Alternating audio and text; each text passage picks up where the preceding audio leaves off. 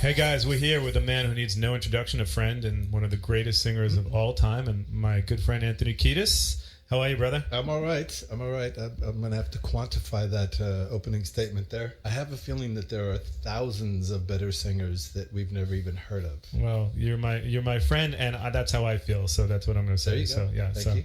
So there's so much to get into with you, and I appreciate you coming down. So I think we can spend hours, but because you don't have hours, I want to kind of take it back to the beginning. I mean, you grew up in Michigan, and obviously musically, I know you had a lot of different influences which led us to where we are today. And I want to talk about from the day you started, playing music, and you knew that it was something you were going to do, kind of your biggest passions in life. I know you had P-Funk, you had George Clinton, you had a lot of different musical influences, which kind of led us to what eventually became the Chili Peppers. Which are the artists that you feel like really inspired you the most to do? Because it was punk. I know you were into punk, and I know you were into George Clinton and Blondie and all kinds of stuff, right? Yeah. But are there certain ones that stand? Because you also had a funk thing that a lot of bands in the mid '80s when you came out weren't doing, and I feel you guys were very innovative in merging these sort of cultures. Even hip hop wise, your singing style was innovative, I thought, at the time. Yeah, well, Grandmaster Flash and the Furious Five lit a fire under me at age 19 or 20 or something. But as I was being inspired by music since childhood and influenced by life around me from childhood, I had no idea that it was going to end up in my own art form. That was all quite accidental. And the 80s, oddly enough, were a very prolific time for funk music. There was all kinds of weird hybrid funk going on, from D-Funk to early hip-hop, Sugar Hill Gang and the Commodores. There were all these weird funky bands that touched me in a way, but I wasn't thinking, ooh, I want to be a funk guy or I want to be a musician. Yeah. I was just hanging out. And then in high school, punk rock kind of came to the USA. And I just by chance stumbled into an auditorium where Devo and the Germs and all these bands were playing. And I was like, okay, this is in fact the future. I was just looking at it. Yeah. And, sometimes especially when you're young, you can kind of get your finger up inside the pulse of the musical womb. And yeah, like I said, I wasn't thinking, oh, I need to learn about this because one day I'm going to be able to apply it. It's just like you're a sponge and you soak it up. You absorb everything. One day in a living room with your homies, they're like, ooh, let's try to write a song. And it just comes pouring back out. So. Yeah, because you went to high school with Flea. You went to Fairfax High, I believe, right? Yeah, and Hillel and Jack Irons. Right. We were all in the same class. So rare that classmates form a band that's around for so many years and do so well, right? And it happens. I think the Kinks were a school band. Oh. But, and I read somewhere, which I didn't even know, that you worked with the drummer at a certain point. I think the second record, the first record, Craig, who was in the Weirdos, right? You were talking about Cliff. Yes. Cliff was in the Weirdos. Cliff was a gun for hire. He was in so many good bands. I think he played with Don Van Fleet. Okay. The Weirdos, possibly the Screamers, the Dickies. He was in the Dickies, and then he came and played with us and was amazing. And if not for the fact that our original drummer Jack Irons wanted to do something else, rejoin. Oh, right. After Hillel rejoined, yeah. Jack was like, "Oh, maybe I'll rejoin." Yeah, and that's the only reason we asked Cliff to step down, because we got our high school guy back. Yeah, it's amazing, and you guys have maintained these friendships. You're truly. I love how you have this brotherhood, and it's real, right? And it's like, no, but it's real. I mean, you and Flea have been friends since high school. But I mean, I see there's no wavering in that friendship. That friendship seems to be as strong as ever, which is so rare. Me and my best friend, maybe we fight a little bit, but we fight. But you don't really see it. We fight. You don't see it. We are brothers. Brothers fight. Yeah. It's like lifelong. Like, I love you, and now I have to beat your ass. But I love you. You're as close with him now as you've ever been. I feel like it seems like. Yeah, still close with Jack Irons. Yeah. And Chad and all the guys. All the guys. Yeah. Yes. That's cool. So, all right. So, yeah, there's so much to get into. And I want to talk about a little bit about your new record and Dark Necessities and all the stuff that went into that, and working, obviously, with Danger Mouse. The writing process, you and I have spoken about a little bit, is so much different for this new record, right? Because I know that Brian, he lays beats down and starts with beats and pieces things together versus just getting in a room and playing from years ago. Yeah. So, and I know you're starting to rehearse now and do a new record eventually, I'm sure. So is the process now, because I have so many interesting things I read about that I didn't know about you being your friend, but that I discovered along the research way. Maybe I'll discover You'll something. discover some things too. Like the fact that you guys had almost a full record done when you started doing the last record, and Brian came in and said, let's write some songs in the studio from scratch. And I believe that from what I was listening to, Chad was saying how you guys had written like 6 or 7 songs and a bunch made it on the new record. So tell me about the writing process now, or with someone like Brian, how it used to be working with Rick and how it's different. Because obviously, experimenting and doing new things and evolving has always been something you guys have been doing. So it is. And obviously when you hire Brian / Danger Mouse, you're hiring a person that works differently than you're used to working. And that is part of the attraction. But at the beginning of all writing and creative process is the band in a room together jamming. We'll jam and we'll jam and we'll jam. And for hours. And beautiful things happen. And when they do, I try to capture them and remember this is something I want to put vocals on. And then, we had 20 some odd songs when we met Danger Mouse, and he listened carefully to every note of every song. And he's like, there might be, 8 or 9 of those worth keeping, in my opinion. Which is pretty beautiful for a guy to step in and be that honest and say, I'm not that interested in the other 20. Right. And we're kind of looking at you going, those are our babies. Are you sure you want to just toss those out? Yeah. But that's the beauty of Brian, is he's not afraid to say when he doesn't like something, when he does like something. Yeah. And which were the ones that you wrote that were new to the process when he came in after he said that? So the new songs that were written in studio, Dark Necessities was something that was born in the studio with Brian. I think the bass line existed, and then we just started piecing that puzzle together. Probably half and half. So half the songs we had before and half we wrote with Brian in the studio. And is this writing process for you vastly different and more interesting? Because obviously it's a whole different way to work, right? Because I know we had spoken about it before, but even his background being in Nars Barkley and a lot of his hip hop influences and things like that, it's just a different take on things. So yeah, it's not vastly different. We're still writing a song, and we're just doing it a little bit faster and starting with maybe Brian would suggest that Chad play something from James Brown, circa 1965, right, and just keep playing that over and over, and then Flea, if you get an idea, jump in. The thing for me is I have to write my part really fast because we're in the studio recording a record, and they'll give me what they did that day and say, okay, go home and come back tomorrow with a great song. So the pressure cooker is on, but I don't mind that because I'm a procrastinator by nature, and I'd rather write the song on the way to the studio than have a month to go think about it. And I know you're an avid bike rider, so do you put the music in your earphones, you ride it on your motorcycle on PCH, and do you come up with lyrics like that, or is it some other way? I mean, what's the best way that you learn to write lyrics? Every possible way at your disposal. I never see you jotting things down, so you're not just writing things along the way when you come. It's just more when you're at home, you're in solitude, you're writing things. Or I'm a very sly jotter. You are? Yes. Okay. No. I jot on planes. I jot on trains. On the bike, I'll pull over. Like if I start getting a melody in my head that I like, I'll pull over and get out the stupid phone and record it into the phone. You listen to the tracks when you're on the motorcycle, like some music sometimes? I do. It was easier when I rode a bike that had a CD player, and I could listen to it outside of headphones. Yeah. Like my old Harley Davidson had this big speaker system, and now I'm on a BMW and it's a little more high tech. But the car still works for me. I love riding in a car. Cool. You can pull over in a dirt parking lot somewhere and just get down with your pencil and paper. Yeah, and what is it? I mean, obviously there's so much that you pull inspiration from. I know that you're really connected to the sea and surfing, and you're an incredible father and things like that. But are you pulling inspiration from the same places today that you were years ago, or has it changed for you, do you feel? I'm not prejudiced when it comes to inspiration. Like sometimes the more obvious pools of inspiration don't interest me. It's like, I love my son more than anything on earth. Yeah. I'm not going to write a song about him. Right. It's just maybe at the breakfast table, I'll sing him a song about what he's up to. But yeah, pain is a better source of inspiration. Suffering is a better source of inspiration. Difficulty is a better source of inspiration. Those kind of emotions tend to come out. On the last record, Josh had this beautiful little chord progression, and Robin Williams died. Right. And I was so, for some weird reason, affected by that. Like, he felt, when he left this earth, I felt like we lost the energy of a saint. Yeah.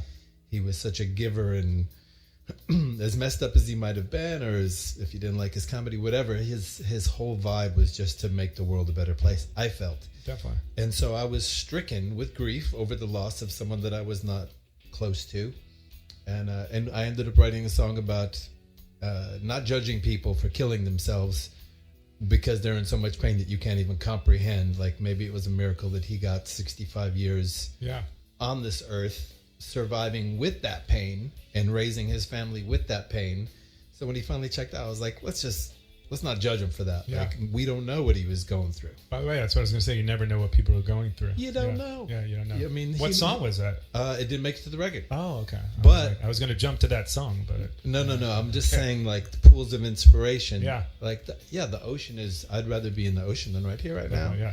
But luckily, you probably already surfed this morning. So. I didn't. Okay. Man, it was working. The waves were on today. Okay. I might go straight to the break from here. So it's funny because for those of you who don't know, and I'm quite sure no one knows. I met Anthony years ago, but he doesn't remember because I was like delivering packages to your house. Well, I was like the intern for Lindy Getz, who was your first manager. Would you say? Yeah, first manager. Very seminal, instrumental, key figure in our lives at that time. Yeah, and there was like just me and one other girl who worked in the office at the time. And I think he had Candlebox too, and it was the Dave Navarro 1 Hot Minute era. Right. So I want to say 94. Okay. Probably 94. Yeah. Not my best era, but yeah. And I think I delivered a package to Flea, and I remember him answering the door in his underwear, playing a tuba or something. And a tuba? Or a big, I don't know what it was. Horn. It was a horn. I don't know what kind of. he plays trumpet, he plays flugelhorn. It was a big horn. I can't remember. That's going back, but anyway, that's actually where I first met you. But I know that Flea's really into jazz, so I'm sure it was some kind of jazz thing he was listening to, Charlie Parker or something. And could be. Yeah. One thing you and I never spoke about: my uncle played in Charlie Parker's band. What? It's pretty cool. Yeah, Red Rodney. What? Yes. If you ever see Bird, my uncle was the albino redhead in his band, Red Rodney. What did he play? He played flugelhorn. Fantastic. And trumpet, so pretty cool. Wow. So I want to talk about the video. Olivia Wilde directed the video, jumping all around here, for Dark Necessities. Yeah. And how did you come about to use her? I mean, it was an interesting choice. The video was great. How did that all happen? So we did not necessarily seek her out. It wasn't like we were familiar with her work and went after her. That was the first video, and we probably got 20 different treatments. And, we, on some level, we have to all agree, or at least sort of agree. And after reading all the treatments and kind of looking at the reels of all these directors, hers was kind of the best for us. Wow. And it was one of those, rare moments where Flea and I agreed quickly and easily on something. And then she got everyone was just kind of singing her praises, people that we respected, other directors and the record, and like, she's actually really good at what she does. And she was. I think she did a damn fine job. Did a great job. Yeah. And her editor was spot on, and it kind of holds up. Like, I check on these videos every now and then to see how they're doing, and hers really holds up well. It was the beginning of a little bit of a wave of female directors that was not intentional, but as it turned out, every girl or every video on the record was directed by a female. Amazing. Yeah, from Tota Sigurdardóttir. Yeah. From Iceland, and Beth Jeans Houghton. Okay. Did the animated video for Sick Love. All right. Yeah. So that's great. Yeah, I mean, it's a great video, and I think what a great record and a departure a little bit. I mean, I was thinking about your videos just right now. I was thinking about Give It Away. And that video really stands up because I remember seeing that not too long ago. What a great video. Stéphane Sednari, one of the best photographers in the world. Yeah. It's you've always had a great eye for aesthetics. Even back in the day when you started, I think your first gig was, or one of your first gigs was like at the Kit Kat Club or something years ago. And I remember you guys used to wear socks. And it was like a thing. Yes. So the imaging of the band, everything to where you are now, it's like, what was the thought process behind that years ago? Was it just like, we're just kids, we're just getting out there, and we just want to be outrageous as possible, and that's like kind of... We were just going with the moment. We weren't thinking about branding or imaging or anything at all, other than just being outrageous and having fun and leaving a mark and letting our freak flags fly. Really. Yeah. So That's always been about, you guys have always been about having fun on stage. I mean, such a great live show. And you're one of the bands that always plays like all your greatest songs ever, which I have to, I give a lot of respect to that, because sometimes like I'll see Radiohead and I won't know any of their songs, and I'm a Radiohead fan. I'm like, can you just play like the Bends or OK Computer or something? I love both. I love bands that refuse to play their hits, and then sometimes you just gotta give the people what they want. Well, sometimes you do. You did. I know you just did a Hendrix cover the other night, right? You did We the did. Benefit. So Purple Haze, cool. yeah. Purple Haze. You've done Access Bold as Love before, I think, right? Have we? No, I don't think we have. No? Oh, I thought you had. We did Castles Made of Sand, Fire, Crosstown Traffic, A lot of Hendrix. some There's a lot of Hendrix. Yeah. But we also did a Allman Brothers Band song the other night, Oh, cool. which was way out of our Yeah. wheelhouse. What song? Ramblin' Man, Oh, I wish I would have seen that. written by Dickie Betts. So Cool. he fell on his head 2 weeks ago and had brain surgery Oh, wow. and recovered. But that inspired me to want to Yeah. look into a Dickie Betts song, and so we learned it, played it, was fun. That's cool. Well, talk about a little bit about the charity that you're involved with, the Silver Lake Conservatory and the schools and all the stuff you do, because It's not really a charity. It's a school. it's a school. It's but, a school. But you do this benefit every year or so. Annual benefit. Annual benefit. Yeah. You've had like Metallica to whoever a lot of. We haven't had Metallica. They owe us a show. Oh, I thought Yeah. that they played Metallica. They haven't. They Oh, haven't. But okay. in theory, They owe you. they're- They will be they're, playing. they're signed up to Right. play. Was this a Mo Austin tribute I read about? This was so. Okay. Every year we try to honor somebody, which is just kind of a way of getting momentum and rallying the troops. But Mo, at age 91, who gets asked to do stuff all the time and says, "I'd rather not, thanks," Yeah. agreed to do this for us, and so we honored Mo Austin, who started Reprise Records and actually signed Jimi Hendrix and Yeah. Neil Young and worked with Frank Sinatra, and very historically important icon of the music industry. And work with you guys because He did. He signed us. Yeah. He signed Yeah. us. Can't forget that.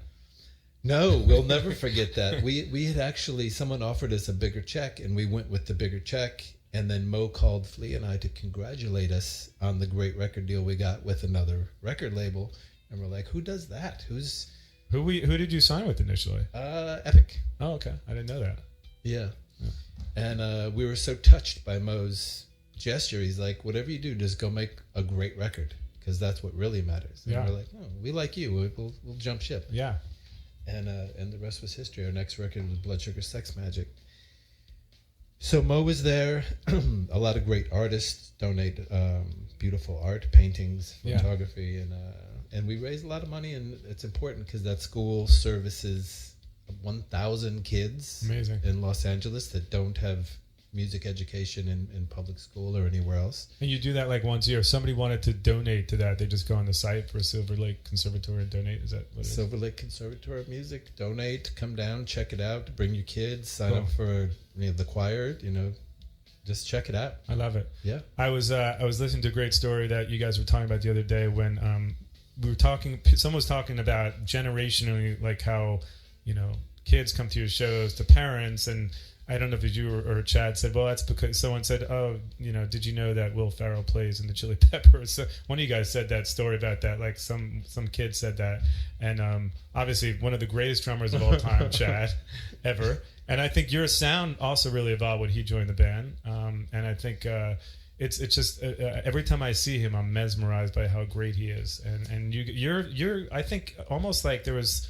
The sound almost became a bit more almost like radio friendly when he joined the band too. Would you say that kind of, because it kind of just add another dimension to the sound of the band? Yeah, he definitely made it maybe more accessible in some way. Yeah, He's a great musician. Incredible. Besides just being a great drummer, he's just he is music, and he lives for music, and there's all varieties of art. Like sometimes it's the raw spirit of an individual, and they don't even have to be great at their instrument, but their spirit is so on fire that whatever they do is just contagious and you want to be a part of it. And then there are these prodigies that are kind of born genetically predisposed to math and music, and they're just advanced from age 5. And That's then him. That's him. And then there's people that practice 8 hours a day and they become prodigies from the practice. So Chad's a little bit of all that. Yeah.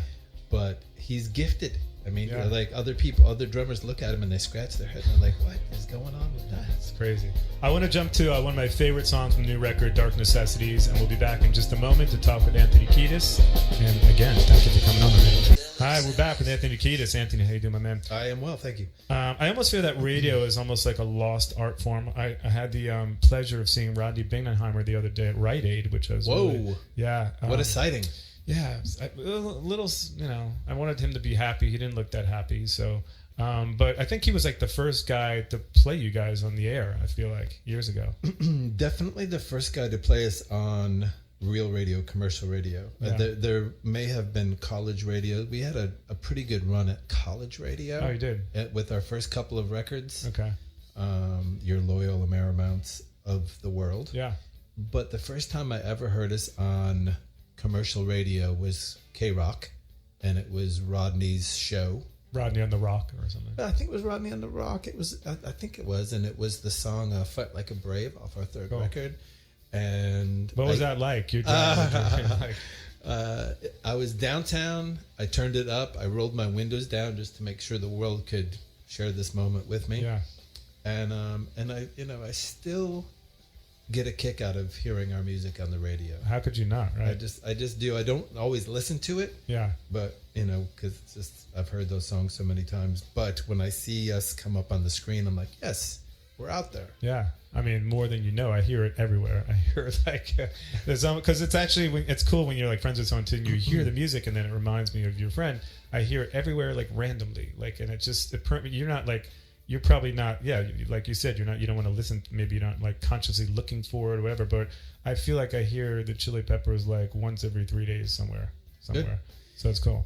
And musically, you guys have touched a lot of people and gotten a lot of people through a lot of hard times, which I think is a really important thing. I'm sure you've heard that a lot. I feel like a song like Under the Bridge has really connected with millions and millions of people and gotten a lot of people through a lot of hard times. And when you hear stories like that, because I'm sure fans tell you stories all the time, this song changed my life. It really touched me. It really helped me through a really hard time. It's got to feel great when you know you've helped people like that. Yes, it does. I'm always appreciative and feel blessed to have been present to channel that song. But I try not to think about it too much because I'm trying to move forward and have that happen again someday. So I don't dwell so much on the past. I do take the time to appreciate when people want to communicate with me. I've heard all variety of stories. One of the ones that really stuck with me just because it was heavy was a kid who died in a car crash, and his family reached out to me because they found in his cassette deck a Red Hot Chili Peppers tape, which was being cranked as his last moment on earth. And they're like, we just want you to know our son went out listening to your music and you were a big part of his life. And it's like, that's just touching, but so heavy. Touching and heavy. Yeah, what can you say to that? My God.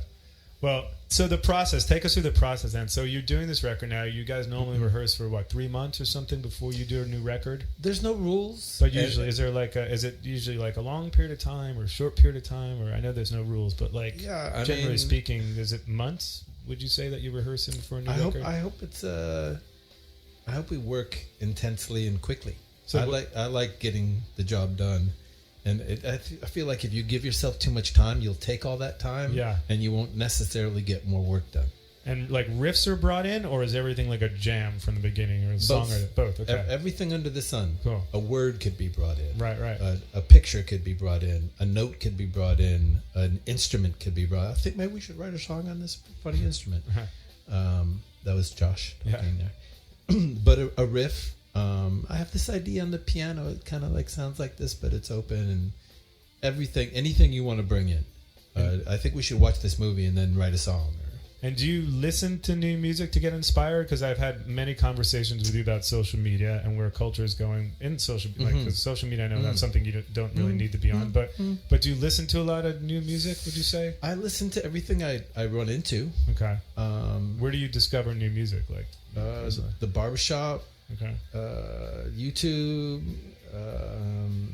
the the car. I'm sure Everly, turned you on to new music. My son, such a good dancer that little boy is. Yeah. Yes. Does he ever turn you on to music and you're like, wow, I never even heard of this genre? There's so many subgenres. He's, what he hears is the straight up top 40 pop, right? Which doesn't really get through to me. Yeah. Just because it's so formulaic in general, the formula thing just doesn't stir me. But if he likes it, I'm down for him. Yeah. If it makes him happy, that's what music is there for. But so. When you want to, if you get home, you like, I just want to listen to something that's going to really inspire me and pick me up. Is it Marvin Gaye? Is it like, it could be, I've heard it could be the Sex Pistols, the Marvin Gaye. But is there like stuff that it's not new music, right? Necessarily that you're. No, I would listen to Frank Ocean for inspiration. Oh, okay. Sort of new. By the way, Flea and Josh both turn me on to new stuff all the time, especially when we're touring. If a good new record comes out, we'll engage. The Unknown Mortal Orchestra got through to me the other day. Oh, cool. Well, I feel like when you started the band, there wasn't a lot of bands that were merging those genres of music. And I say hip hop because your singing style was like rapping, and it sort of evolved from then a lot. But so you were clearly listening to hip hop back in the day too, right? I was. Yeah. Was it would you say it was a big inspiration for you? Like, it's why we started the band. Really? Yeah, Grandmaster Flash, because I wasn't, like I said, I wasn't studying to be a musician, but all of my friends were. Yeah. And by proximity, I was exposed to their musical journeys. And then when I heard Grandmaster Flash and the Furious Five, I was like, I think I might be able to do this. Like, it was so arousing to me, that vocal style. Just talking about your street life and your people, and that when it finally got suggested, why don't you let Anthony try a song? And everybody that was already playing music why would we let him try a song? He's not a musician. Right. Well, just maybe he's got something to say. Right. And so they kind of agreed, they conceded, they capitulated, they bowed down to this suggestion, and that's what started our band. So yeah, kind of Grandmaster Flash gave me the green light to go for open my mouth, And scene wise, because obviously it was such a different, vibrant scene in the late '80s, from musically in California to where it is today. It's something I could talk about for hours, but how has it changed? I remember Club Lingerie. When I first moved here, it was 1987. I was a kid, and I think you guys were already I think you were started 83, 84. Is that we started 83? Yeah. 83, right? So, how has it changed? Because obviously, people used to wait online for hours to get into clubs. There was Club Lingerie. People would be like waiting for hours in anticipation to get into rock clubs. I mean, do you notice the change where music has gone, like especially in California? Because I see you guys as almost like, even though you're not necessarily from LA, one of the quintessential rock bands that came out of California in the last 20, 30 years. Well, I mean, our band is from LA. Yeah. I mean, you're from Michigan, but I still see your band as being LA. Yeah. I mean, two of our founding members were from LA. Okay. And then two were transplants, but we came in the 70s. So pretty LA. The scene has certainly changed. But thank God, if it stayed the same, it would be pretty boring. Yeah. But I don't think the creative spirit ever goes away. I think it just keeps morphing and transmogrifying into something different and new. And the clubs change, and for a while it was Spaceland, and then it became The Smell downtown. And there's always somebody. The Scream. Remember that place? Way back when. The Scream. Giving that a shout out. Yeah. I think people are forever going to want to tinker with music, whether it's electronic music or rock music or whatever it is. I don't think that's ever going to go away. It's just going to keep finding a new home. Yeah. So yeah, it's different. When we were in our teens and young 20s, we would line up for the Whiskey or the Roxy or the Lingerie or the Scream or whatever and hang out. And there was more of a scene. Definitely. But everything was different at that time. It was less gentrified, less homogenized, less branded. It was more about, let's just go have fun. And people weren't, they didn't have such a preconceived outcome of what they were going for. Let's just do it right now and see what happens. That's true. I feel like some of the passion for rock and roll has migrated to South America. I feel like South America, right? I feel like Brazil, South America, like they're so passionate about rock there. You know, especially. Yeah. So I feel like that they never lost the passion for rock and roll there. In fact, I feel like it was like amplified almost. Yes, South America is passionate about their rock music. By the way, so is most of the world. Yeah. Like outside of the U.S. Outside of the U.S., But U.S. has always been musically cutting edge. Yeah.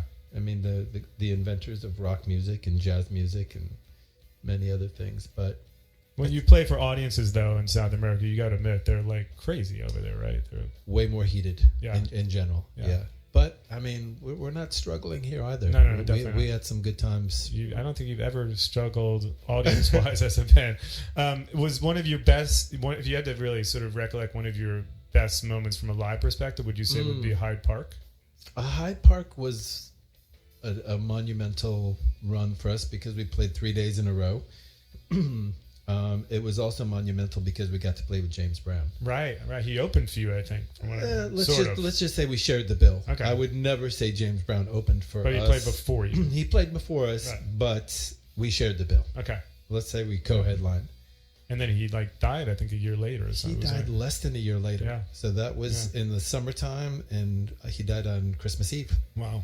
And I cried my eyes out. I woke up and found out he was gone, and it hit me like a ton of bricks.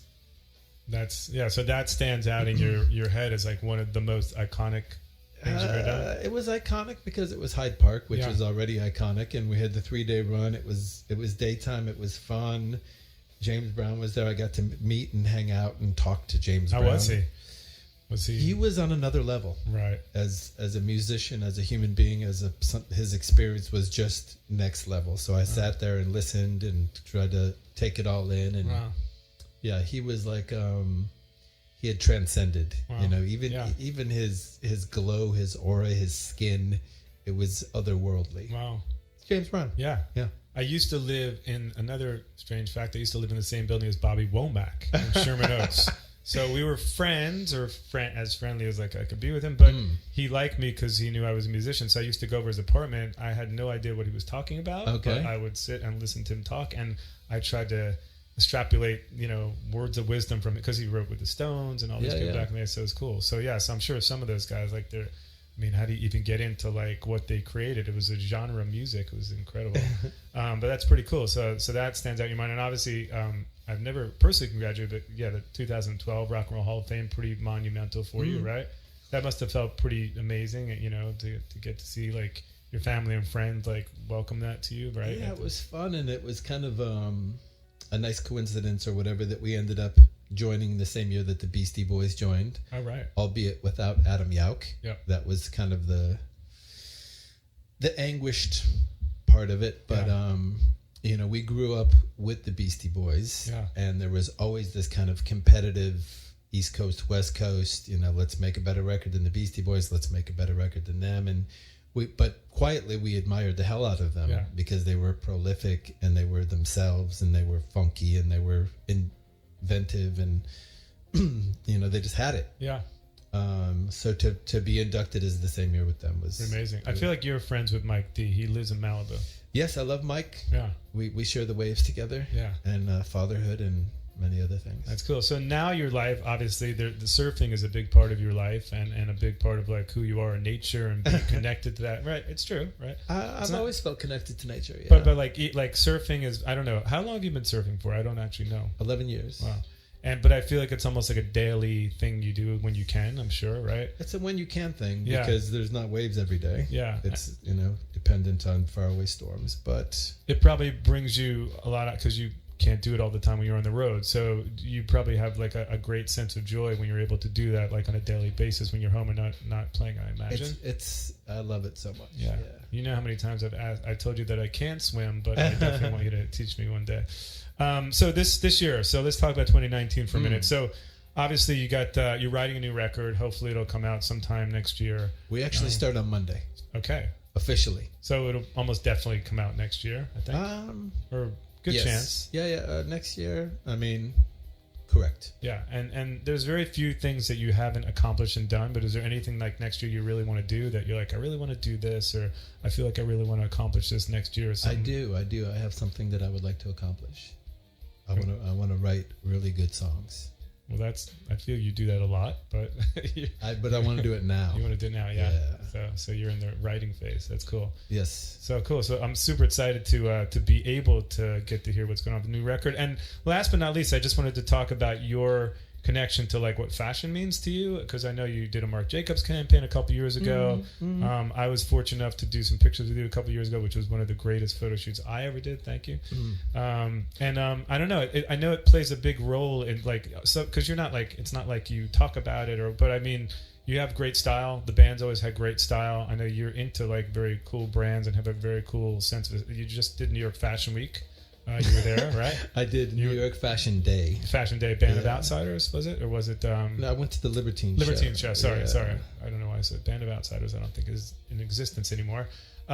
So those are brands that you like. And fashion for you, has it played a big role in your life? Do you think of it not so much as like something important to you? Or is it important to you? I love fashion, but I'm not in love with corporate fashion. Okay. I can't subscribe to the...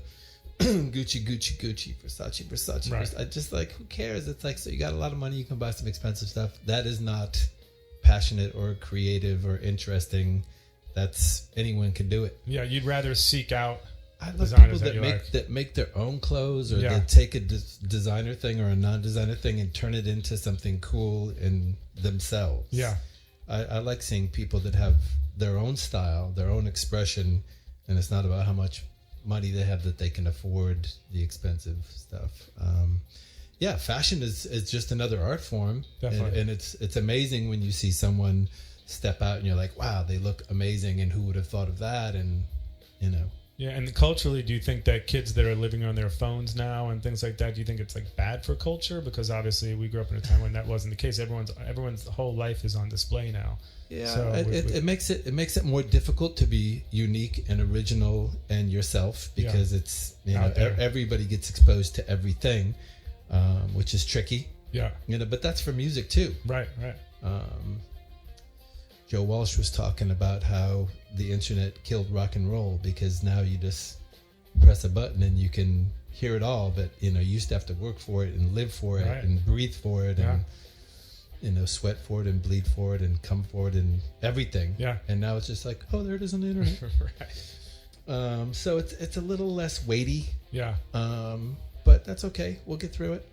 Well, it's definitely a strange time period. Let's jump to Give It Away, Red Hot Chili Peppers. We're here with Anthony Kiedis, and we'll come back. And again, thank you for coming on, my man. We're back, and we're with Anthony Kiedis, and just wrapping up here. Anthony, it was so great to have you here. I just played a couple of tracks. Do you have a favorite track from the new record, by the way? The last record? I know the new one you're writing. You know what? I like Dreams of a Samurai. Okay. It's not my favorite track. But it's one that you... I like playing it live. Yeah. Yeah.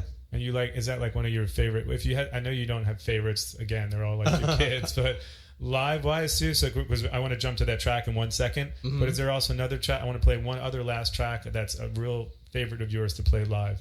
I love playing Go Robot live. Dark Necessities is actually the apex of our show, in my opinion. Yeah. But I think we already played that. So. Yeah. So let's close out. Let's play Go Robot. Thanks so much, brother. I really appreciate you coming back. You're listening to Live Saleh with Anthony Kiedis, Red Hot Chili Peppers. All right, we're loose. We're loose. All right.